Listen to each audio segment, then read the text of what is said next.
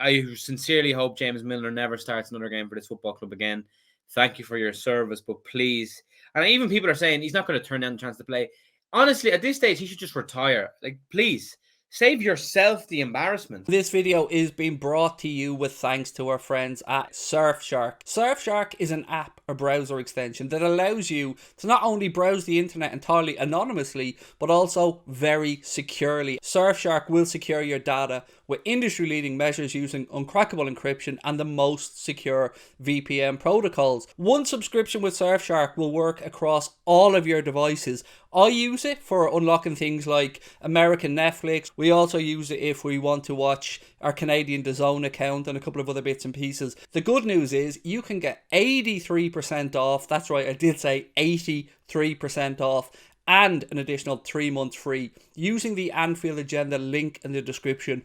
They've also got a really credible and unique 30-day money-back guarantee. If you don't like Surfshark, it doesn't meet your needs, which I'm going to be honest with you, it will and you won't. But if you do, if you want to change, Surfshark give you 30 days to change your mind. Why not give Surfshark a try? You'll be supporting us here at Anfield Agenda and you'll be treating yourself to the best VPN provider out there, bar none. Thank you for joining the Anfield Agenda Match Reaction with me, Mr. Paddy Murphy, and my co-host, Chris Stonish. Chris, how are you feeling? I don't have words, mate.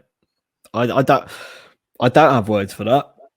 I usually try and come up with some sort of angle that we can look at that can at least shed some light. That was disgraceful. That was utterly disgraceful. I've honestly I tweeted it at halftime.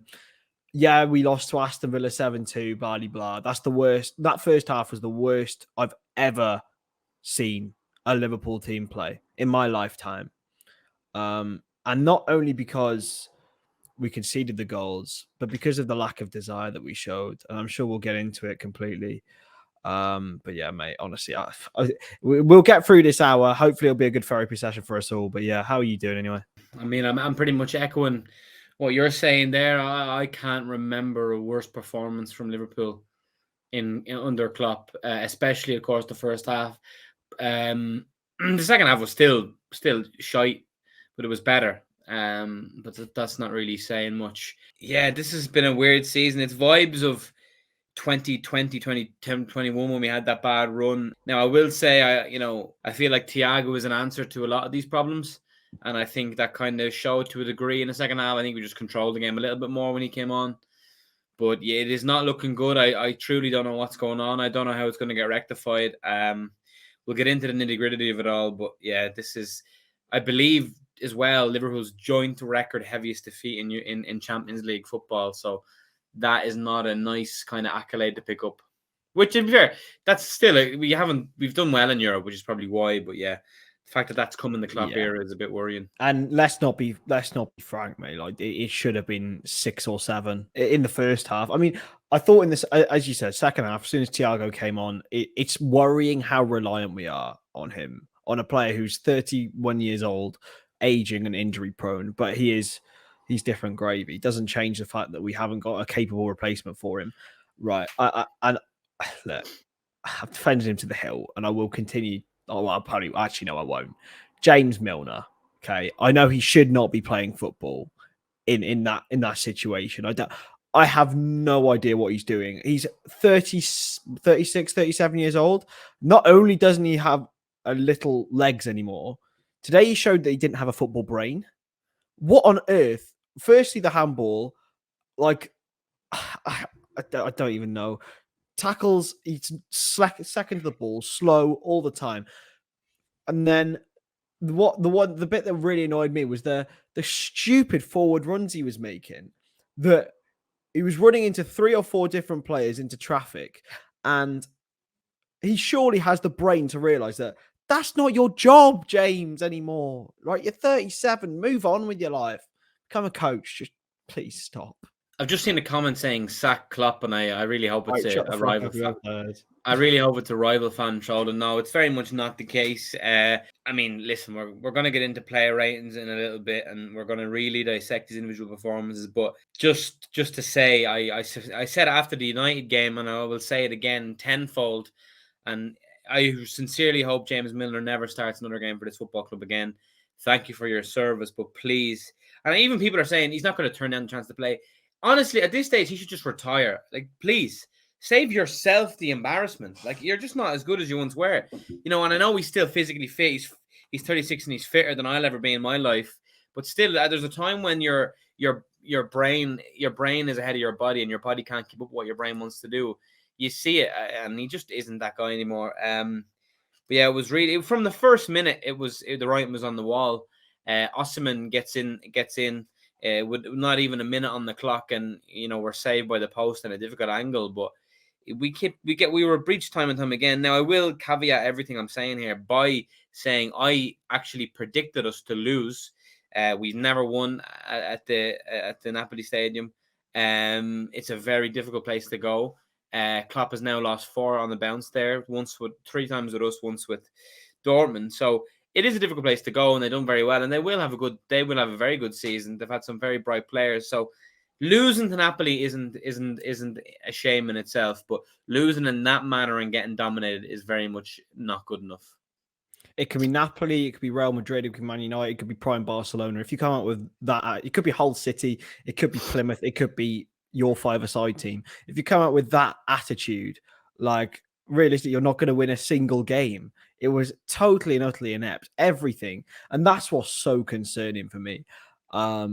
Is you can never ever any Liverpool team, I would say, in the last sort of 15 years, to say that they weren't trying, even the ones with no ability, you could say that they were at least trying.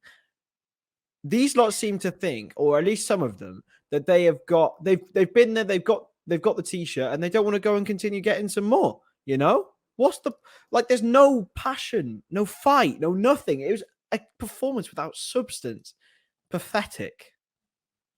That is the most worrying thing, I think, about all this. I don't know which goal it was for, the Zambo and Gisa goal. If you look at just how the lack of cares from our players, Trent doesn't look bothered. Fabinho strolling around the pitch. People, they just look bored. They look like they don't give a shit anymore. And I just think it is a case of some of them are burnt out. There's a hangover from last season. They've been pushed so far, and I'm starting to think this Klopp 7 season thing has some sort of bearing, and the bearing I think it may have is his system is so demanding of the players physically that it's just caught up on some of them, and it's not that they don't care. Their bodies have kind of their brain isn't keeping up with their bodies. I don't know. That's the worrying. That's the most worrying part, Chris, is that the players not looking like they care. It is that. And it's, well, the one that really annoyed me tonight was Joe Gomez. Not only did he make 3 individual errors, which led to chances, one of which led to a goal. It's the fact that he's not been in that team. He's fighting for his place, and he looked like he didn't give a shit. That's the thing. Like, I've got all the time in the world for Joe Gomez, but the fact is, that performance night, after what was his best performance in years against Everton on the weekend, was the worst I think I've ever seen him. And he's meant to be the one that's fighting for his place. He's got no excuse to be tired. Okay, he played 10 games last season. There's no excuse there. And I mean, yeah, he saved a goal on goal line, but it's yet another bit of lapsed concentration from Virgil van Dijk. Like, I think the scrutiny is going to be a lot more on him because he's Virgil van Dijk. But at the end of the day, he needs to step up. Trent Alexander-Arnold looks like he doesn't give a flying fuck, right? And that's a lad who's meant to be playing for his local team, a supporter who peeked through the eyes at Melwood. Like, there's something seriously wrong. Like, seriously wrong. If a lad like that can't battle through and at least look like he's having a real go at things. But there's no cover there because you've got Gomez, who I said probably should have started there at the start of this season. At the start of this game, sorry. And then you got Milner, And then Calvin Ramsey's 18 years old. Like, what are you meant to do? There's no real competition for him. Robertson, again tonight. I understand why he played, because I'd have rested Costas for the weekend anyway. But again, lack of fight from a player who's like Braveheart, the one who's galvanizes the energy in the press. It's fuck all there.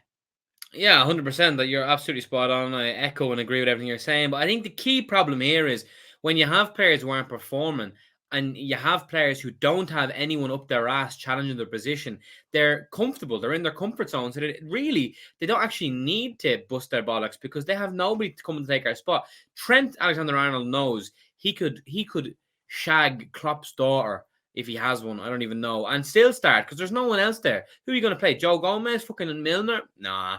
You look at James Milner. You look at our current midfield predicament. James Milner is still getting games and still starting, and he shouldn't have started. Klopp's stubbornness to play these players, no matter what, is a disgrace. And I seen a tweet saying Milner still starting for Liverpool in key games in 2022 is peak FSG. That is FSG's backing of Klopp encapsulated in one player.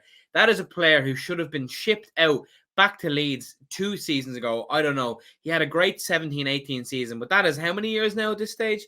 So, yeah, we are in a dire strait. Our squad is nowhere near good enough. Even with everyone fit, it's like there's still some players there who shouldn't be near the side. And you know what? We keep trying to put off things and say, oh, we can come back.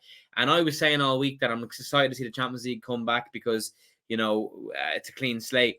But we've arguably put our worst performance of the season on that clean slate. So while we started tonight with a clean slate, it's now firmly covered in fecal matter and piss. And every single one of them, bar Luis Diaz and Thiago and Alisson, because fuck all that Alisson could do about any of the goals. They're the only ones that can really hold any sort of head. I will back Harvey Elliott to the end, okay? But tonight, mate, just no brain. It's like he's been. I don't understand. It's like at the start of last season, Trent, him, and Salah looked like they had a brilliant relationship. The way that they were linking up in the first 4 or 5 games was beautiful. It was great to see. And then the way that they're playing together at the moment, it's just so strange. It doesn't work. And we're so open on that side, especially with Trent pushing forward. It's a system thing as well. And we will talk about Klopp's tactics as well. But tonight it was more about attitude than the system for me. And that's the most disgraceful thing. You can change a system in a game or two, but you can't change your attitude in that short a time. The team selection baffles me time and time again. Now I know Thiago and Arthur aren't exactly match fit, but if they're fit enough to go on the bench and they're fit enough to make a cameo off the bench for 20, 25 minutes, they're fit enough to start a game. You start them and see how they go, especially when the alternative is James fucking Milner. So the team selection has been a weird one. I've seen that team come out and it doesn't fill me with joy. Like, thankfully we have players coming back, so our bench is getting stronger and stronger. But I'm kind of thinking it's kind of irrelevant who is available and where is what, because I just feel like players aren't putting in shifts like they used to. We've been outrun by every opposition team this year. Outrun. That is something that is criminal and something that hasn't ever really happened in the Klopp era. It's something that we actually prided ourselves on, which is the running and putting the work in and making more effort than the other teams. But now we're being outworked, outran, outfought by rival opponents, and that is unforgivable, and that's when you lose the games. Yeah, that's absolutely it. I mean, statistically, some things have been all right. I mean, we've won, I think, every single game on expected goals, and that shows that we're missing chances as well. But the thing that concerns me is the running. That is like, I understand you can't run every team off the field because that's unsustainable, but that shows an indication of tiredness, surely. And these players have had a long old break. Like, that baffles me. And even tonight, there was chances for us that showed some light, a little bit. but it was even then we couldn't take them, and it was just total ineptitude from getting the wrong people in the wrong areas. It was just depressing.